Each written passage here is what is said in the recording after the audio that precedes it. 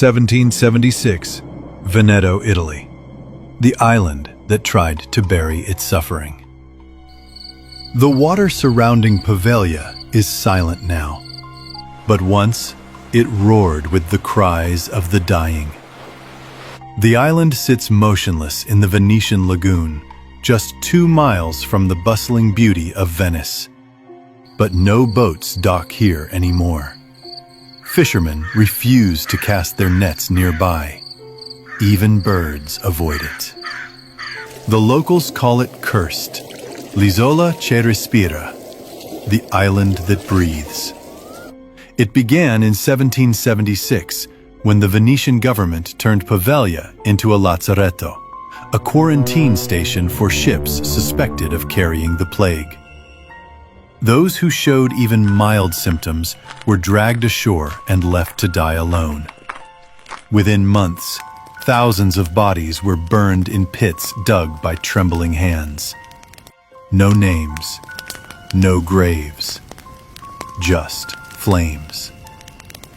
The soil, now blackened and thick, still carries their ashes. Locals say the island smells different, thicker, sour. Historians confirm that during multiple outbreaks, as many as 160,000 people died here. Some were buried alive, mistaken as dead. But that's only the beginning. In 1922, long after the final plague ship passed, the island was reopened.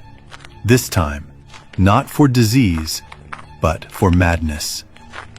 A mental hospital was established using the same buildings where the dying once screamed. The staff rarely left. Reports spoke of silence inside the asylum, except for the echo of moans through narrow stone halls. Then came the rumors. Patients claimed to see shadows that spoke, cries rising from vents, hands grabbing their ankles while they slept. A woman in a long black veil, walking the halls in reverse. The staff ignored it, until it happened to them. Nurses began quitting. One leapt from the bell tower without reason. The head doctor, a man whose name never appeared in official records, allegedly began performing crude lobotomies in the bell tower, believing he could silence the voices. He told nurses that the dead were trying to teach him things. A year later, he too jumped from the tower, or was pushed. His body was never recovered. The asylum was shut down in 1968, but no one came to clean up. Furniture remained, medical tools rusted in place, beds still had sheets. It was like everyone left mid-shift. The island was abandoned, its buildings swallowed by vines and mold. In the decades that followed, paranormal investigators, journalists, and thrill-seekers tried to unlock its secrets. Some swam to shore, some paid smugglers, none stayed long. One journalist entered the old surgical ward with a camera and microphone. The footage cut out 14 minutes in. When recovered, it played a woman's voice whispering, "Fuoco, fuoco." Fire, just before static consumed the audio. A group of researchers once attempted to test the soil. What they found wasn't just dirt, it was nearly 50% human ash.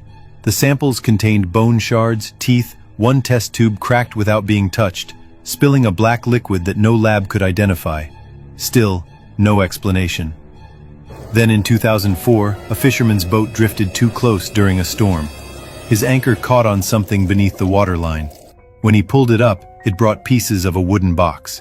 Inside, scorched children's shoes. 4 of them, still damp, still warm. The fisherman refused to speak of it again. He left Venice a month later. His house still sits empty, boarded from the inside. But perhaps the most terrifying account came from a girl, a local teenager who swam to the island with friends on a dare. She entered the hospital alone. She was gone for 6 minutes. When she came back, her fingernails were missing. Her eyes were wide, fixed. For months, she didn't speak. When she finally did, Her first words were, "She watches from the wall." In 2014, the Italian government auctioned the island. Developers planned to turn it into a luxury hotel. But the project halted without reason. Workers quit. Equipment failed. Surveillance caught movement inside buildings that should have been locked. One investor said he saw a man standing in the bell tower, waving. The bell hasn't been there in nearly a century. The true horror lies not in the ghosts, but in what the island became. A place where centuries of suffering were layered, one atop another. Death from disease, then madness, then silence. The soil doesn't just carry bones, it remembers everything. Some believe Poveglia is no longer haunted by souls, but by pain itself. Pain that became conscious, a force born from the trauma of 160,000 forgotten lives.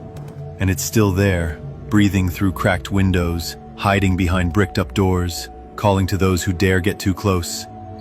And if you ever hear the toll of a bell echo across the Venetian water at night, don't look back. It's not ringing for you.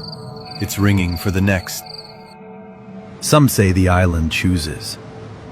Not everyone who visits feels it, but those who do never forget. They return home with strange dreams, hallways that stretch too long, cries in the night, and the scent of ash that clings to their clothes. One woman claimed she heard the bell every night for weeks. She hasn't spoken since. Locals won't call it cursed. They say it's awake. And once it sees you, once you hear the bell, you're part of it. Even if you leave, it doesn't let go.